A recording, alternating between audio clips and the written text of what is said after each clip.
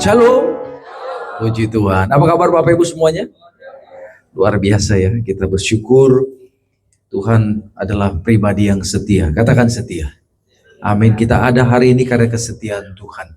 Jadi kita pasti akan diberkati melalui firman Tuhan. Biarlah sore hari ini firman ini akan menguatkan setiap kita. Yuk sama-sama Filipi pasal 2 ayat 5 sampai ayat yang ke-11. Filipi pasal 2 ayat 5 sampai ayat 11. Baik, kita baca bergantian. Hendaklah kamu dalam hidupmu bersama menaruh pikiran dan perasaan yang terdapat juga dalam Kristus Yesus. Yang keras.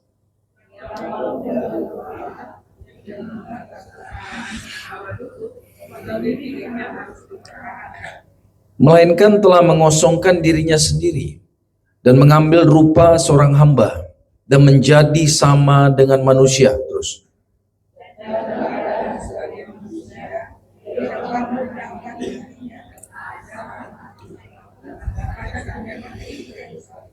Itulah sebabnya Allah sangat meninggikan dia dan mengaruniakan kepadanya nama di atas segala nama.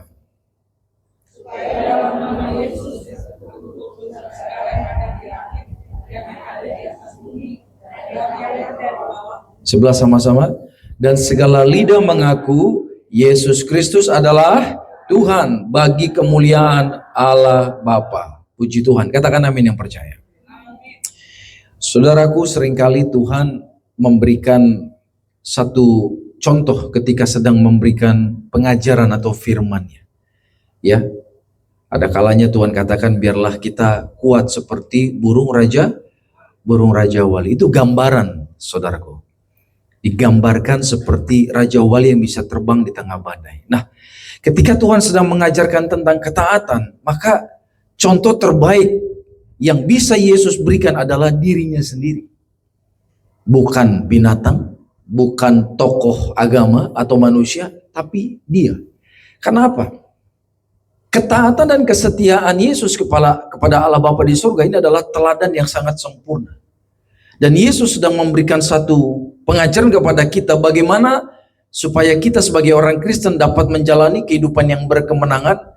Tidak ada yang lain, belajar dari Yesus. Taat dan setia sampai akhir. Katakan amin. Haleluya. Ini dia kuncinya, saudara.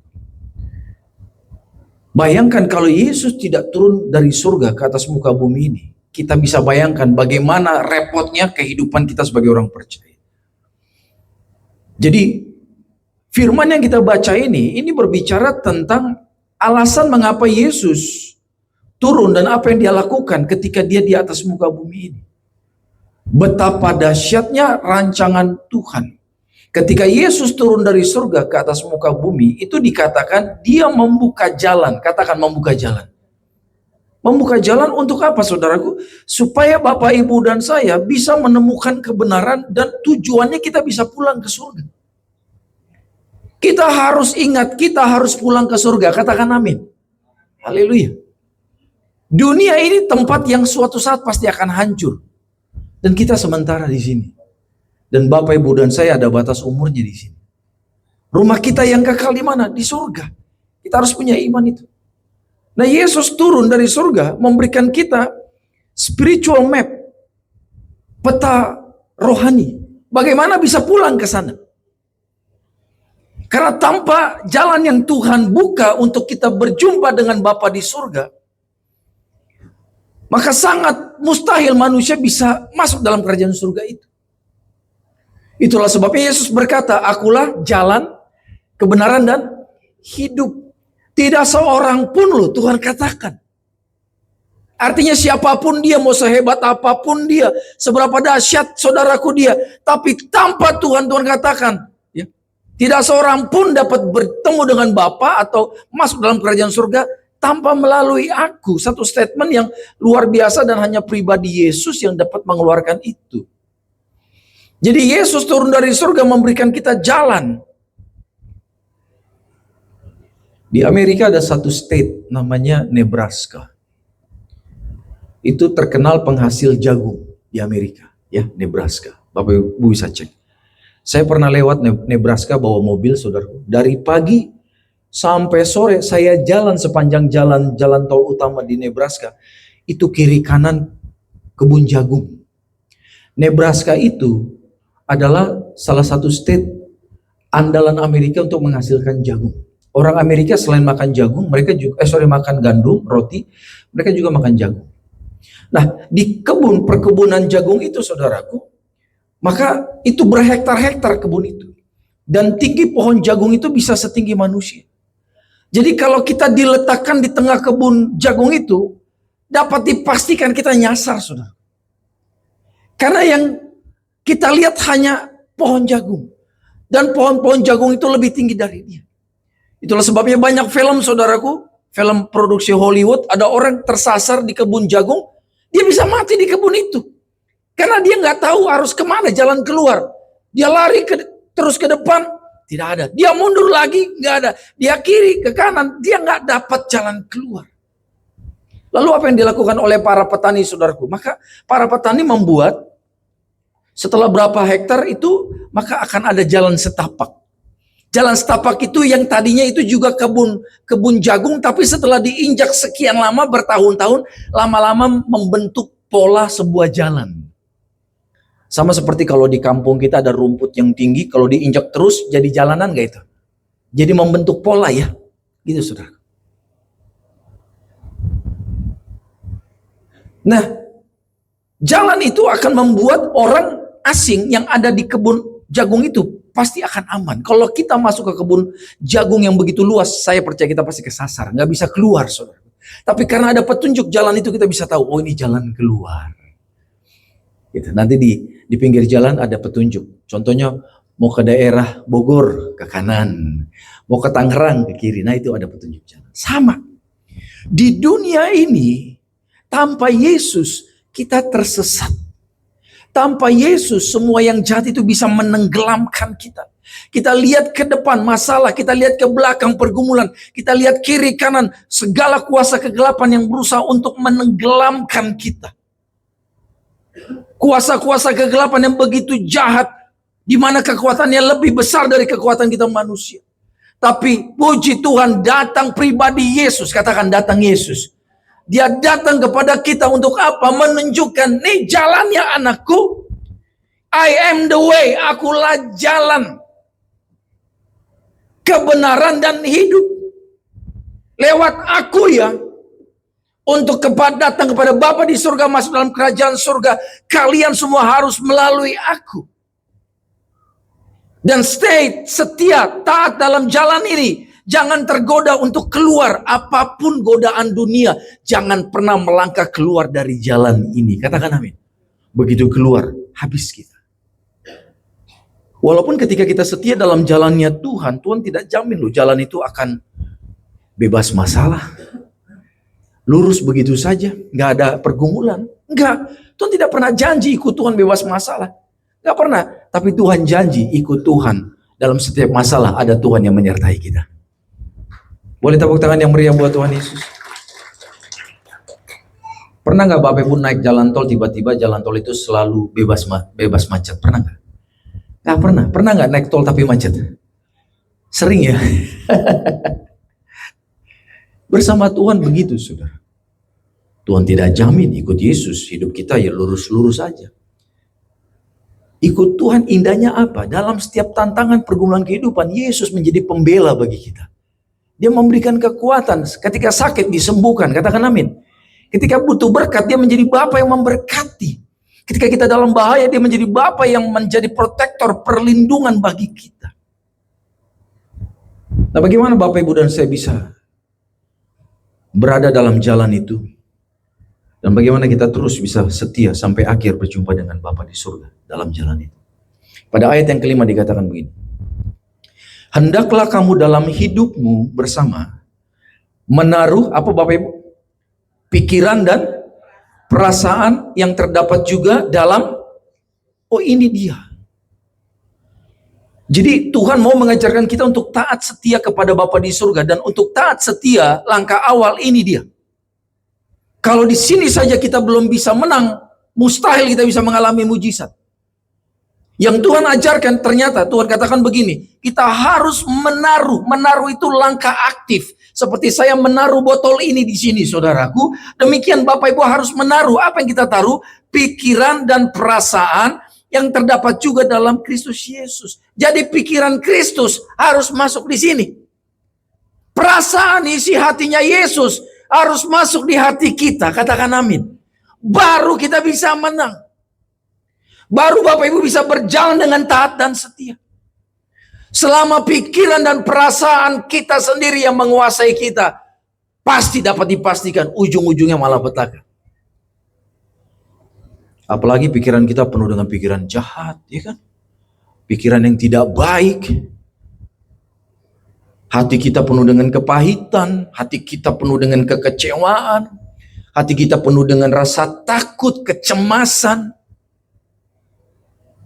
Untuk masuk dalam rencana Tuhan sulit kalau masih seperti itu kualitas kita.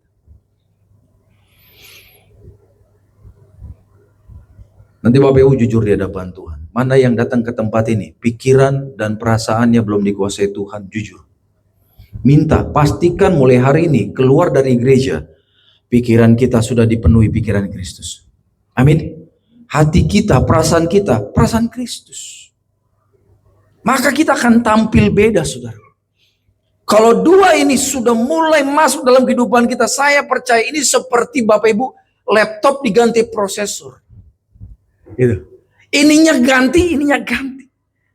Karena banyak orang jatuh dalam dosa karena ininya belum diganti. Ininya masih salah.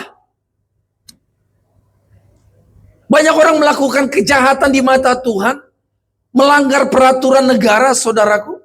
Melanggar perintah Tuhan karena apa? Di sininya belum sinkron. Gak ada roh takut sama Tuhan. Orang kalau takut sama Tuhan, saya percaya dosa saja baru di pikiran dia udah gemeteran.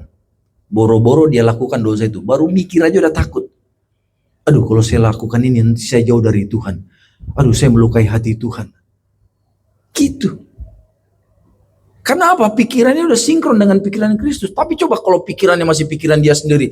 Dia mau bikin dosa, bodoh amat. Yang penting saya naik jabatan. Menjatuhkan orang. Ya biasalah.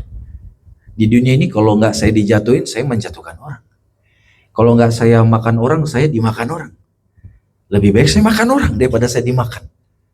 Itu pikiran manusia. Tapi anak Tuhan tidak akan pernah terlintas pikiran seperti itu. Katakan amin.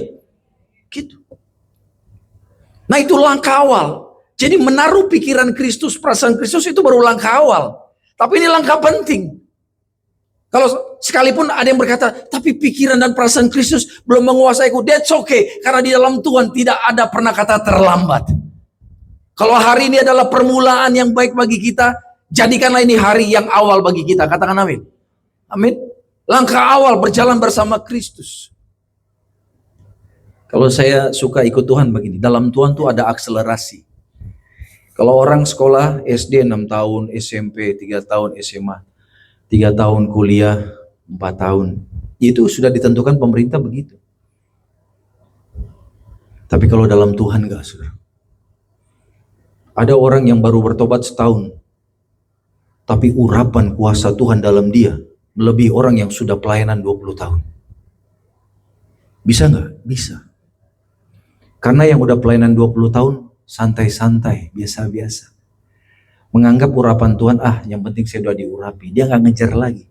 Padahal kalau sudah diurapi Tuhan, akan ditambah-tambah, saudara. Sementara yang 1 tahun ini yang baru bertobat, haus dan lapar akan Tuhan. Rindu terus dekat dengan Tuhan. Rindu terus dipakai Tuhan luar biasa. Saya percaya pasti akan terjadi hal yang luar biasa. Bapak Ibu mau merasakan percepatan dalam Tuhan? Mau melihat akselerasi dalam kehidupan kita? Yang mau katakan amin. Boleh tepuk tangan dulu yang meriah buat Tuhan Yesus. Haleluya. Jadi saudaraku, kuasa itu luar biasa. Apa yang saya sampaikan ini ujung-ujungnya adalah nanti Bapak Ibu akan diberikan kepercayaan oleh Tuhan. Kalau Bapak Ibu melakukan semua yang Tuhan berikan contoh ini, pasti hidup kita akan dipakai Tuhan luar biasa. Katakan amin. Jadi orang Kristen gak mungkin biasa-biasa. Urapan itu penting. Urapan itu adalah kuasa Tuhan yang akan memampukan kita melakukan tugas yang Tuhan percayakan. Tanpa urapan, apapun yang kita lakukan sia-sia, percaya deh.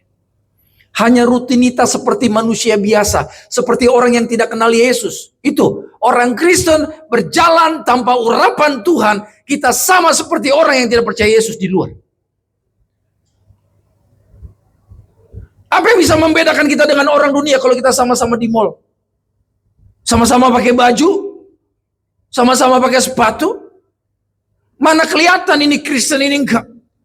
Kelihatan mana anak Tuhan, mana bukan anak Tuhan. Ketika kita dalam masalah, respon mereka bisa ketakutan, respon mereka bisa putus asa, tapi respon kita tetap percaya Tuhan menyertai kita. Itu kuasa, saudaraku. Betul. Di masalah yang sama, di goncangan yang sama, orang bisa stres. Bapak Ibu tetap tenang. Kenapa? Yakin Tuhan pasti bela kita. Nah, urapan ini nanti Tuhan akan percayakan. Tuh, dikasih sedikit. Nanti Tuhan lihat, ih setia dia ya. Dia pakai lu urapan itu untuk melayani aku. Tuhan tambahin lagi. Setia ya. Walaupun aku izinkan ada orang menyakiti dia, tapi dia tetap mengampuni. Aku tambahkan lagi urapan. Dia tetap setia ya. Walaupun bisnisnya lagi sibuk, pekerjaannya lagi sibuk, tapi tetap orang yang sakit di rumah sakit minta didoakan. Mau mereka datang lu mendoakan. Aku tambahkan kuasa. Aku tambahkan urapan. Gitu sama Tuhan. Kalau Bapak Ibu mau jadi orang Kristen yang semakin diurapi sama Tuhan, setialah. Karena urapan itu akan datang kalau Bapak Ibu membangun ketaatan sama Tuhan. Urapan itu kalau secara rohani ya, kalau mata rohani kita dibuka sama Tuhan. Kan sekarang ini yang berfungsi sama kita mata jasmani, betul nggak? Makanya saya bisa lihat Bapak Ibu bisa lihat saya. Atau jangan-jangan Bapak Ibu nggak bisa lihat saya? Bisa lihat ya, itu mata jasmani. Kalau mata rohani gini, kita bisa lihat apa yang ada di sini, tapi sesuai dengan kehendak Tuhan. Gitu. Urapan kuasa hadirat Tuhan kita bisa lihat. Atau kalau ada orang terikat roh jahat, kita bisa lihat roh jahatnya itu. Itu kalau mata rohani kita dibuka sama Tuhan. Secara rohani, saudaraku, urapan Tuhan itu seperti ini. Seperti ini. Seperti emas cair tapi yang kental, mengalir dalam kehidupan orang. Makanya setan bisa lihat loh, mana orang Kristen yang ada urapan, mana orang Kristen yang tidak ada urapan. Orang-orang yang punya ilmu perdukunan, mereka tahu ini nggak bisa disantet. Kenapa? Ada urapan. Kalau bahasa kita urapan, tapi kalau bahasa mereka ada kuasa yang jaga mereka. Tapi kalau orang Kristen nggak jaga hidup, nggak bangun hubungan sama Tuhan, malas berdoa, malas untuk membaca firman, nggak ada urapan dalam kehidupan mereka. Walaupun mungkin sudah puluhan tahun jadi orang Kristen. Dan setan bisa mempermainkan dengan mudah orang-orang seperti ini. Mantan kepala perkumpulan ini, saudaraku, gereja setan di Amerika, mukanya aja penuh tato. Dia itu dulu mantan pemimpin anak buahnya Lucifer, dan dia bilang orang Kristen yang anaknya selalu didoakan itu setan gak bisa ganggu anak kita, karena ada api warna biru yang jaga anak kita. Tapi kalau orang Kristen yang tidak pernah atau malas mendoakan anaknya, maka anaknya ini mudah diserang setan. Itulah sebabnya, pastikan kita selalu tumpang tangan kepada anak kita. Katakan amin. Dan kita ajar anak kita untuk berdoa. Itu. Setan gak bisa sentuh orang-orang yang dalam urapan Tuhan. Orang yang diurapi Tuhan itu seperti dia diselubungi oleh cairan emas yang begitu mengkilau, saudaraku, berkilau. Saya ingat suatu saat tahun 2006 ya, sekitar 20 tahun yang lalu, saya baru pulang dari Amerika dan niatnya mau menikah. Ini istri saya di depan, blazer biru. Ketika kami mau menikah, saya medical check up, cek kesehatan. Ya, kebetulan ibu mertua dokter, jadi ya udahlah. Saya cek. Alangkah kagetnya saya, ternyata ada satu penyakit dalam tubuh saya. Saya ketakutan. Itu seru. Saya ketakutan. Dan kerjaan saya dulu di Amerika adalah bidang medis. Kerjaan saya merawat pasien. Saya tahu penyakit ini makan obatnya banyak dan waktunya panjang. Apa yang terjadi? Ketika saya dalam ketakutan, ini istri saya, puji Tuhan, seorang pendoa syafaat. Ya. Dan sering mendapatkan hikmat dari Tuhan. Dia bilang, Saya akan doa ya. Oke, saya bilang. Saya didoain. Tuhan, jamah anakmu, ya, sembuhkan hambamu.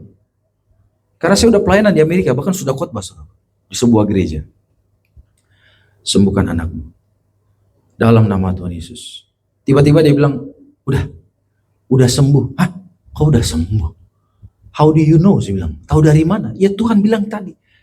Memang namanya Eva. Eva lihat apa? Tadi ketika saya doa, saya lihat ada cairan emas kental itu turun mulai dari atas kepala, katanya turun ke leher, turun ke badan, ke pundak, dan turun ke bagian tubuh yang sakit. Begitu cairan itu kena ke bagian tubuh yang sakit, Tuhan bilang, dia sudah sembuh. Sampaikan ke Fidel, dia sudah sembuh. Makanya dia bilang, kamu sudah sembuh. Dan saya bilang, puji Tuhan. Tapi saya masih ragu. Hah, segampang itu kah? Ternyata bagi Tuhan tidak ada yang mustahil, katakan amin. Berapa hari kemudian, saking ngebetnya, boleh tepuk tangan buat Tuhan. Saking penasarannya saya langsung medical check up lagi berapa hari kemudian. Dan hasilnya Bapak Ibu, on paper, di atas kertas dinyatakan saya sudah sembuh. Boleh tepuk tangan nih buat Tuhan Yesus. Hanya lewat doa yang simple. Turun kesembuhan itu. Turun urapan itu seperti emas cair tadi. Tapi apakah istri saya bisa dapat kuasa kesembuhan itu kalau dia hidup sembarangan, gak jaga hidup, gak jaga hubungan dengan Tuhan? Gak akan mungkin. Gitu suruh. Dari kecil cintanya firman. SD aja udah baca Alkitab berbolak-balik. Istri saya suruh. Sampai Alkitabnya itu udah kusut bener. Betul. Ketika kecil Tuhan izinkan ada masalah di jantung. Istri saya nih. Ketika kecil, vonis dokter harus operasi. Doanya simpel, Tuhan, aku nggak mau dioperasi, Eva mau sembuh. Bener, doa yang simpel itu. Begitu diperiksa lagi dokter, kebetulan mertua saya dokter, ketemu temannya yang spesialis dokter, spesialis profesor jantung di bawah, tiga-tiganya vonis harus operasi. Tapi begitu dia doa sederhana, percaya kesembuhan, tiga-tiganya menyatakan jantungnya sudah baik, tidak perlu operasi lagi, saudara. Tepuk tangan dulu yang meriah buat Yesus. Jadi ternyata saya di situ diajar Tuhan. Orang untuk menerima pengurapan, nggak harus orang itu pelayanan di mimbar. Karena ternyata di pelayanan di mimbar belum tentu diurapi Tuhan. Bapak Ibu percaya kita bisa diurapi Tuhan dengan kuasa yang besar. Katakan amin. Apa yang harus kita lakukan? Jadi orang yang mau pikiran dan perasaannya dikuasai pikiran dan perasaan Yesus. Mulai hari ini buang pikiran kita yang negatif. Buang perasaan kita yang penuh dengan dosa. Buang pikiran dan perasaan yang sering kali menarik kita untuk jatuh di dalam lumpur dosa. Buang semua itu. Ambisi-ambisi yang salah. Keinginan-keinginan yang tidak berkenan di hadapan Tuhan. Pikiran-pikiran cara untuk melegalkan bagaimana supaya aku begini. Tapi cara duniawi, buang semua. Pakai caranya Tuhan mulai hari ini. Dalam setiap perkara, tanya sama Tuhan. Katakan amin, saudara. Setelah pikiran dan perasaan kita sama seperti yang Yesus miliki, maka pada ayat yang ke-6 dikatakan, yang walaupun dalam rupa Allah tidak menganggap kesetaraan dengan Allah itu sebagai milik yang harus dipertahankan, melainkan apa? Telah mengosongkan dirinya sendiri dan mengambil rupa seorang hamba dan menjadi sama dengan manusia. Saya suka dengan kata mengosongkan diri. Katakan mengosongkan diri. Jadi bayangkan ya, Yesus itu Tuhan, tapi He empty himself. Dia mengosongkan diri. Mengosongkan diri, coba bayangkan. Kalau kita ngosongin rumah, otomatis apa yang ada di rumah kita buang. Benar gak? Mengosongkan mobil, maka apa yang ada di mobil kita buang. Mengosongkan kantong, apa yang di dalam kantong kita keluarkan dan kita buang. Nah Tuhan perintahkan di sini saudaraku. Sebagaimana Yesus dipakai dahsyat luar biasa. Caranya gimana? He empty himself, mengosongkan dirinya. Lah dia Tuhan, bagaimana caranya Tuhan mengosongkan dirinya? Coba bayangkan. Ternyata ketika Tuhan datang sebagai manusia, itu cara dia mengosongkan diri. Itu Tuhan. Tuhan yang menciptakan segala sesuatu cukup dengan berfirman, jadilah terang, boom, jadi terang. Jadilah cakrawala, jadi semua. Tapi ketika dia sedang mau menunjukkan kepada manusia bahwa dialah jalan untuk kita kembali pulang ke surga, Tuhan harus mengosongkan dirinya. Dan Tuhan mau kita belajar seperti Dia. Ya, kosongkan diri kita mulai hari ini. Bapak Ibu juga berpikir lagi, gimana caranya aku mengosongkan diri? Nanti kalau dikosongin gak bisa mikir dong. Jadi on. Bukan begitu. Kosongkan apa yang ada di hati kita dan di pikiran kita yang tidak berkenan di hadapan Tuhan. Sehingga kita akan mencapai level di mana orang jungkir balik berusaha nyakitin hati kita gak sakit hati lagi. Ada yang pernah marah ketika ada orang yang menyakiti Bapak Ibu? Sampai-sampai mungkin Bapak Ibu datang dan melabrak orang itu berkata, kamu gak kenal saya ya? Ada yang pernah keluarkan perkataan itu? Saya pernah ditabrak orang. Lagi lampu merah, saya ditabrak. Boom. Harusnya kan etikanya yang nabrak minta maaf, benar gak? Ini udah nabrak, dia marah-marah, dia mencak-mencak saya. Dari logatnya saya tahu, ini kalau nggak orang si borong-borong, orang si bolga. Dalam hati saya, marlailah kita ya kan, ini orang-orang Porsche ini ya kan. Galaknya luar biasa, saudara. Udah dia yang nabrak, dia yang galak, dia yang marah-marah, sampai-sampai dia bilang, kamu nggak kenal saya siapa ya? Dalam hati saya balik ngomong ini pelan-pelan, Pak, saya nggak kenal Bapak. Bapak siapa? Gitu. Dia marah-marah. Boro-boro dia bilang, saya ganti mobil Bapak, atau saya minta maaf. Gak ada. Dia tolak pinggang, dia bilang, kamu gak tahu saya siapa ya? Nah, orang yang sudah mengosongkan diri, sekalipun dia disakiti orang, sekalipun haknya terambil, dia dizolimi, tidak akan lagi keluar perkataan yang seperti ini. Katakan amin.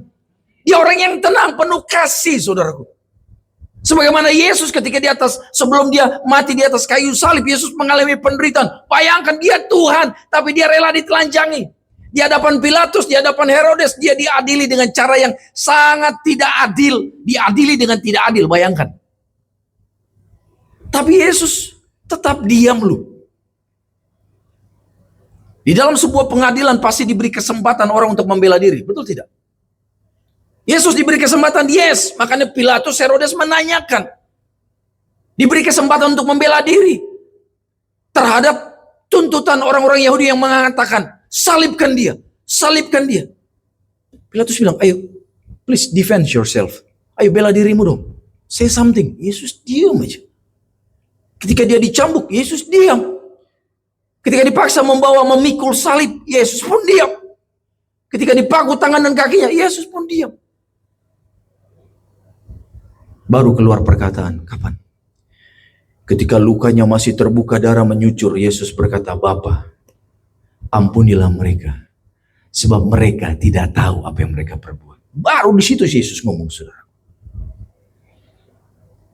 Jadi Yesus sudah memberikan satu contoh teladan yang luar biasa buat kita, manfaat kuasa tentang ketaatan dan kerendahan hati.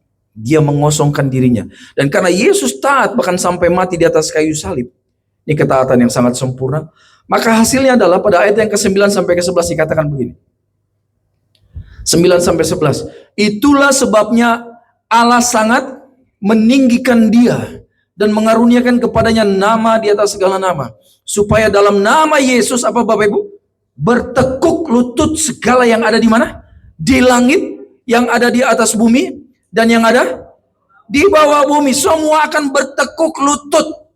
11. Dan segala lidah mengaku Yesus Kristus adalah Tuhan, bagi kemuliaan Allah Bapa. Jadi kalau ada orang di luar yang mengatakan, tunjukkan ayat yang mengatakan Yesus itu adalah Tuhan. Nih. Dan segala lidah mengaku, termasuk kamu, bilang gitu sama dia. Yesus Kristus adalah Tuhan.